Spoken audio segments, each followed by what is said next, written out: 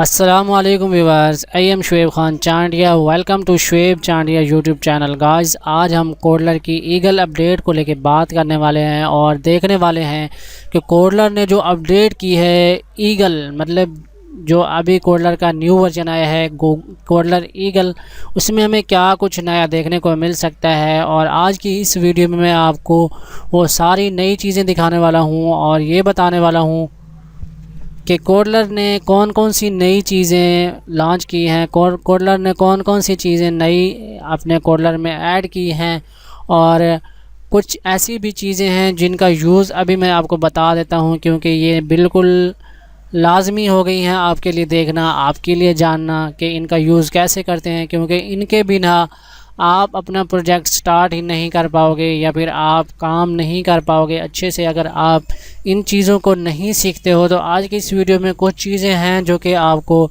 सिखाऊंगा और साथ में आपको कोडलर की कुछ नई चीज़ें दिखाऊंगा। कोडलर जो नई चीज़ें लेके आया है उनको भी आपके साथ शेयर करूंगा और आपको बताऊंगा कोडलर में कौन कौन सी चीज़ें पहले थी, अब कोडलर कौन कौन सी नई चीज़ें लेके आया है। तो अगर आप भी जानना चाहते हैं कोडलर के बारे में, कोडलर की न्यू अपडेट के बारे में और जो नई चीज़ें आई हैं उनको यूज़ कैसे करना है, तो इस वीडियो को एंड तक देखते रहिए। आज की इस वीडियो में सब कुछ कवर करने की कोशिश करूंगा। वीडियो थोड़ी लंबी होगी, उसके लिए आपको टेंशन नहीं लेनी है। उसके लिए आपको थोड़ा सा अपने आप को काबू करना है और पानी वानी पी लें आप।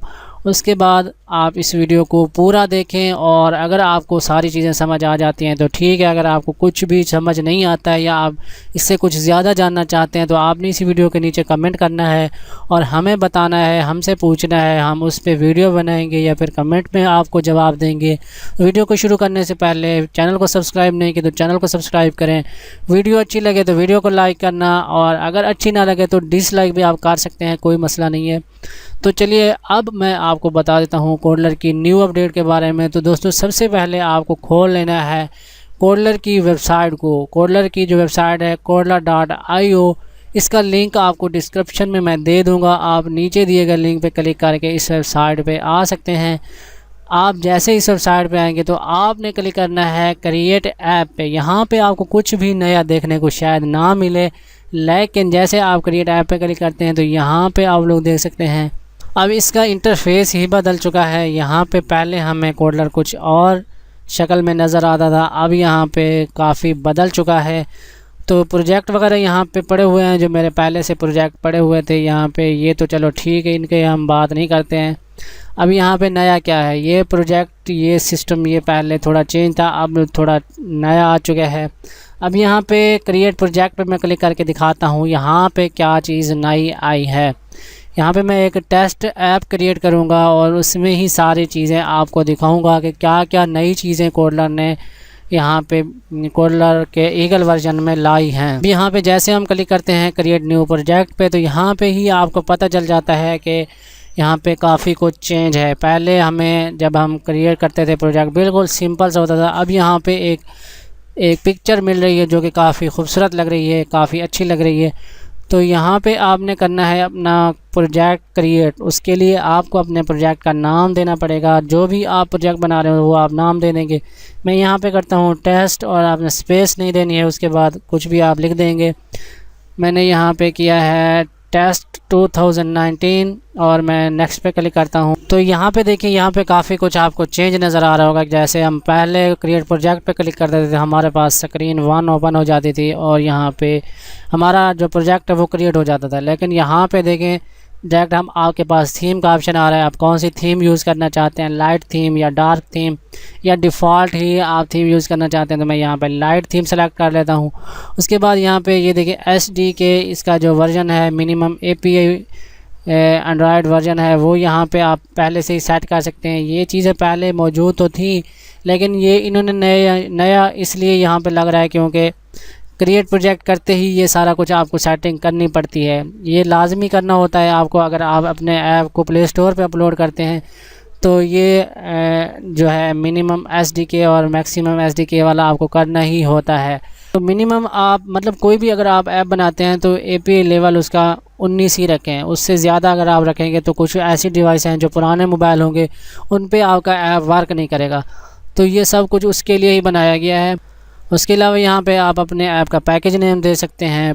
पैकेज नेम पहले भी हम दे सकते थे, लेकिन उसके लिए हमें स्क्रीन 1 पे ही करना पड़ता था। जैसे मैं पहले आपको बता चुका हूँ, ये सारे काम हमें स्क्रीन 1 पे ही करने पड़ते थे, लेकिन अब ये आपको पहले से ही करने पड़ेंगे, वरना आपका जो प्रोजेक्ट है वो क्रिएट नहीं होगा। तो यहाँ पे आपको पैकेज नेम बनाना है, तो उसके लिए आप यहाँ पे लिखेंगे com डॉट और टेस्ट 2019, मतलब आपका जो भी आप ऐप का नाम है वो आप दे देंगे। उसके बाद टाइटल बार का कलर चेंज करना चाहें वो कर सकते हैं, स्टेटस बार का कलर चेंज करना चाहें वो कर सकते हैं, और अकाउंट का कलर भी चेंज कर सकते हैं। उसके बाद फिनिश पे क्लिक करते हैं, थोड़ी ही देर में ये आपका ऐप, आपका प्रोजेक्ट क्रिएट हो जाएगा। अब यहाँ पे देखें, जब हमारा प्रोजेक्ट क्रिएट होता था तो कुछ इस तरह से शो नहीं होता था जैसे अब शो हो रहा है। अब यहाँ पे काफ़ी कुछ बदल चुका है। अगर आप अब यहाँ कोडलर पे आएंगे तो आप समझेंगे क्या हो गया है, अब मैं इसको कैसे यूज़ करूँगा। क्योंकि यहाँ पे पहले मोबाइल की शक्ल में एक पिक्चर आ रही होती थी, एक मोबाइल बना हुआ आता था जिस पे हम काम करते थे, वो अब शो नहीं हो रहा। इसमें है लेकिन फ़िलहाल शो नहीं हो रहा है। उसके लिए आपको क्या करना पड़ेगा, यहाँ पे देखिए ये स्क्रीन 1 है। इस स्क्रीन 1 पे मैं क्या करता हूँ, ये देखें छोटा सा एक एरो बना हुआ है, इस पर क्लिक करता हूँ। जैसे मैं इस पर क्लिक करता हूँ तो ये देखें वही वाला मोबाइल यहाँ पे शो हो रहा होता है। अब यहाँ पे कोई भी परेशानी नहीं है। अब यहाँ पे देखें, इसमें एक और नई चीज़ जो मुझे काफ़ी अच्छी लगी है, बहुत ही कमाल की लगी है, वो ये है। देखिए यहाँ पे इस मोबाइल का जो साइज़ है, पहले हमारे पास सिर्फ एक ही साइज़ होता था। जिस भी मोबाइल के लिए हम ऐप बना रहे होते थे, हम तो प्ले स्टोर के लिए ही बना रहे होते थे, हमें तो प्ले स्टोर पे ही डालने होते थे, लेकिन हमें ये नहीं पता चल रहा होता था कि कौन से मोबाइल में हमारा ऐप कैसा शो होगा। मतलब सैमसंग के मोबाइल में हमारा ऐप कैसा शो होगा, और HTC में कैसा शो होगा, गूगल पिक्सल में कैसा शो होगा, ये सब हमें नहीं पता होता था। हम एक ही मोबाइल पे डिज़ाइन कर देते थे, लेकिन जब दूसरी डिवाइसेस पे हमारा ऐप जाता था थोड़ा अजीब सा लगता था। उसके लिए यहाँ पे इन्होंने बहुत ही कमाल का काम किया है। इन्होंने काफ़ी सारे मोबाइल्स के मॉडल दे रखे हैं। यहाँ पे देखें सैमसंग गैलेक्सी S9 का भी मॉडल है, यहाँ पे इस पे भी आप डिज़ाइन कर सकते हैं। इसके अलावा Note 5 पे कर सकते हैं, HTC पे, माइक्रोसॉफ्ट का कोई भी मोबाइल है उनके डिज़ाइन आप बना सकते हैं। और उसके अलावा यहाँ पे अगर हम बात करें यूज़र इंटरफ़ेस की, तो यूज़र इंटरफ़ेस में मुझे कुछ ख़ास नया देखने को नहीं मिल रहा है। यूज़र इंटरफ़ेस में एक ये चीज़ आ रही है, देखिए ये स्पॉट लाइट है। स्पॉट लाइट यानी फ़्लैश लाइट जो होती है वो यहाँ पे है, ये पहले नहीं होती थी, अब यहाँ पे आ चुकी है। और अगर लेआउट में जाएं तो यहाँ पे भी काफ़ी कुछ चेंज हो चुका है। लेआउट में पहले सिर्फ यही वाले कंपोनेंट होते थे, यही वाली अरेंजमेंट होती थी, लेकिन अब यहाँ पे देखें, यहाँ पे अलहदा से जर्नल लिख दी गया है, और यहाँ पे ये अरेंजमेंट रख दी गई हैं, और लिस्ट दी गई है। लिस्ट है, लिस्ट व्यू और list view, image and text ये दिया गया है। नेविगेशन में यहाँ पे काफ़ी कुछ नया है, ये सारा कुछ नया है। और व्यू में देखें तो ये भी सारी नई चीज़ें आ रही हैं, और इसको काफ़ी आसान बना दिया गया है। पहले थोड़ा मुश्किल होता था, चीज़ें ढूंढने में काफ़ी प्रॉब्लम होती थी, काफ़ी लोग परेशान होते थे कि कौन सी चीज़ कहाँ पे मिलेगी। अब यहाँ पे इन्होंने बिल्कुल आसान कर दिया है। अब यहाँ पे कोई भी चीज़ को ढूंढना आसान हो गया है, कोई भी कंपोनेंट को आप आसानी से इसमें ढूंढ सकते हैं। यहाँ पे भी देखें, मीडिया में भी काफ़ी कुछ नया आ चुका है। ये देखें EXO प्लेयर आ चुका है, और मेटा डेटा आ चुका है, OCR ये नया है।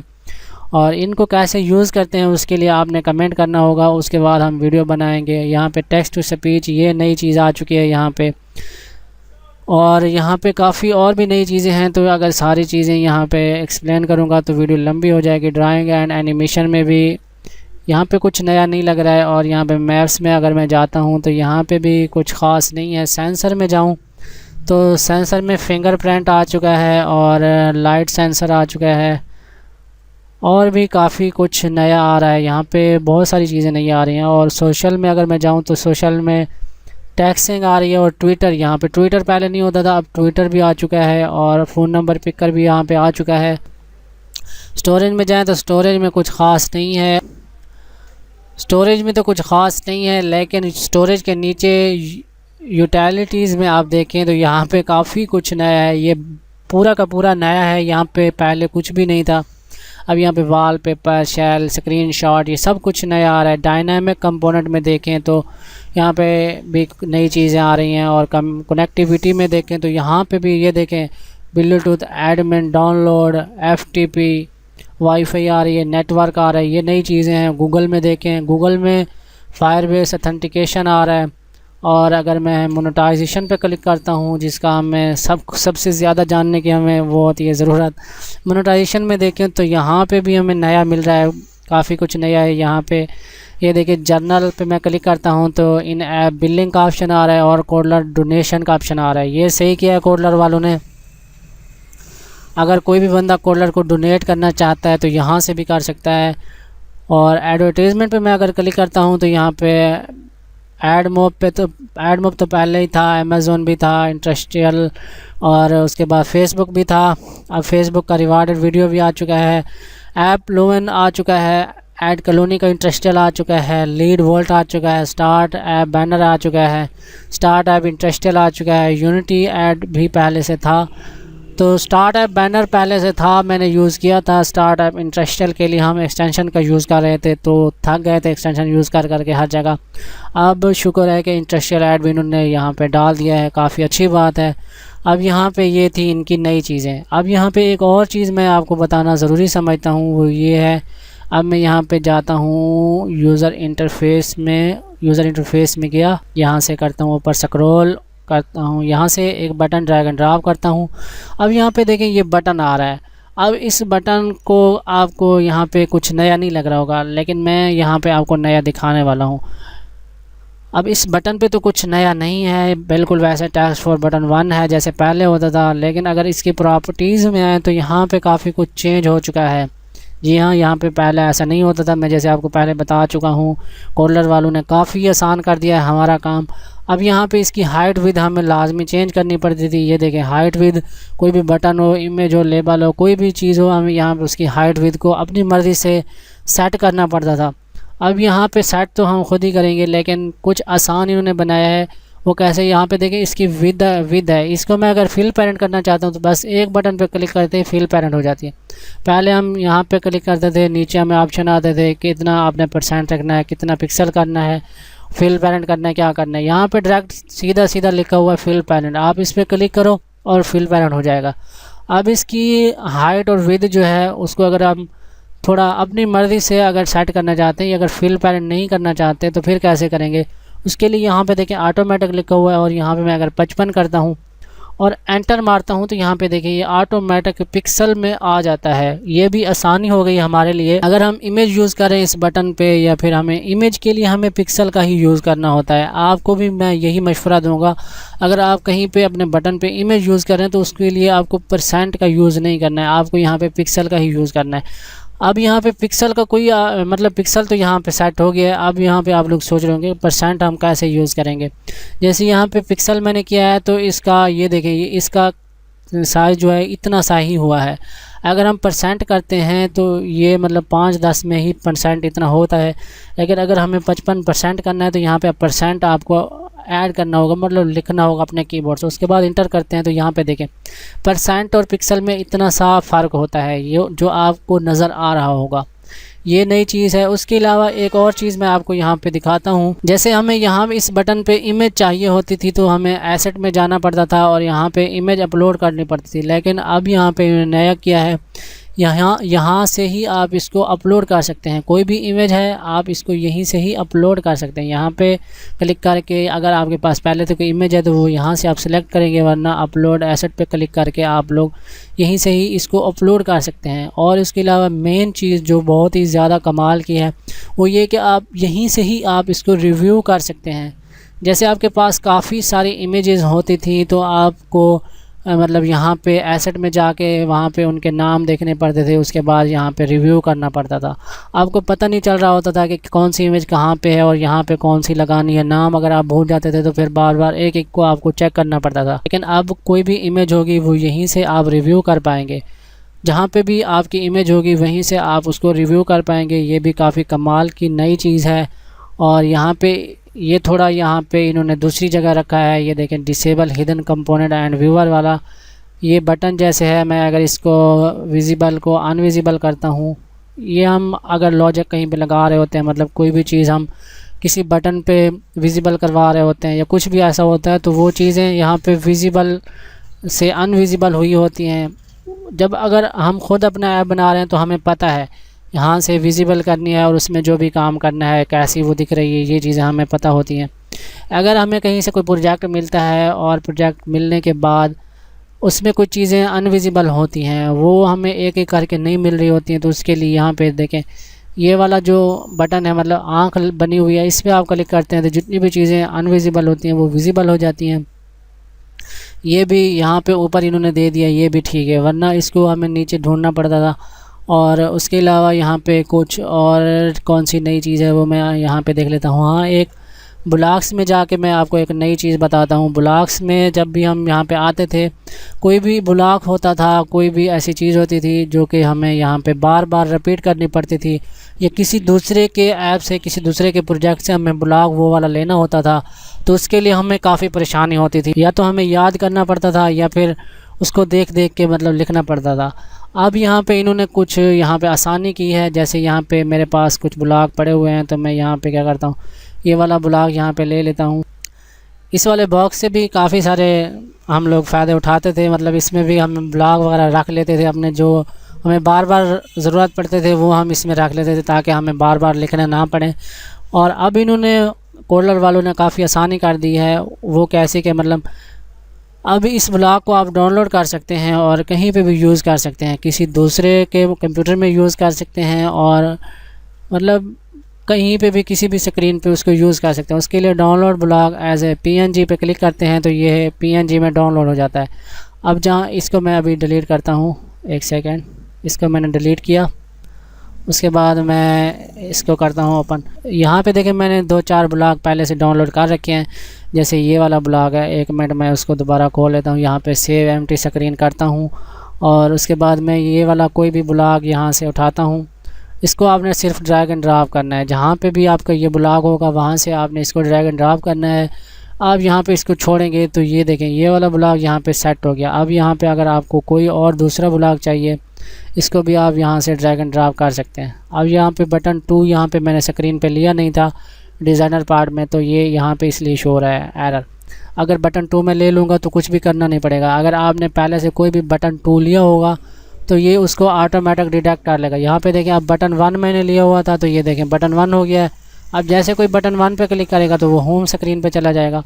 हालांकि हमने कोई होम स्क्रीन यहाँ पे बनाई नहीं है। जब हम कोई भी प्रोजेक्ट बनाएंगे उसमें होम स्क्रीन तो हम लाजमी बनाएंगे। जो पहली स्क्रीन होती है उसको तो मैं सप्लाई स्क्रीन के तौर पे यूज़ करता हूँ। अब यहाँ पे सारा कुछ नया जो आया था मैंने आपको बता दिया है।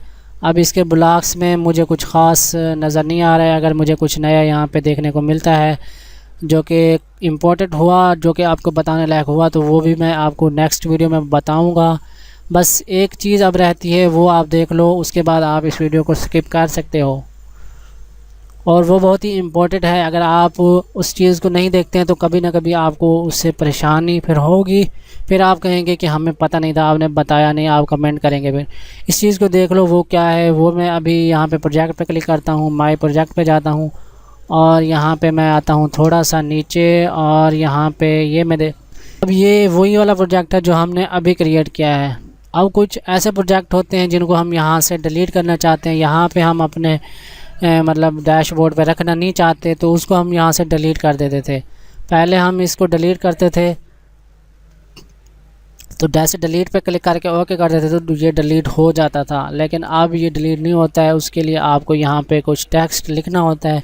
कौन सा टेक्स्ट लिखना होता है? वो लिखना होता है आपको आपके ऐप का नाम। यहाँ पे देखें टेस्ट ऐप मैंने लिखा था टेस्ट, और 2019 मैंने लिखा था, तो ये आपको लिखना होता है। बस ये लिखने के बाद आपने डिलीट पे क्लिक करना है तो ये डिलीट हो जाएगा। तो आज की वीडियो में बस आपको इतना ही बताना था। उम्मीद करता हूँ कि ये वीडियो आपको पसंद आई होगी। वीडियो पसंद आई है तो वीडियो को लाइक करें, और चैनल को सब्सक्राइब नहीं किया तो चैनल को सब्सक्राइब करें। अगर कुछ और जानना चाहते हैं तो वीडियो के नीचे कमेंट करें। तो फाइनली मिलते हैं अगले वीडियो में, तब तक के लिए इजाज़त दीजिए। अल्लाह हाफ़िज़।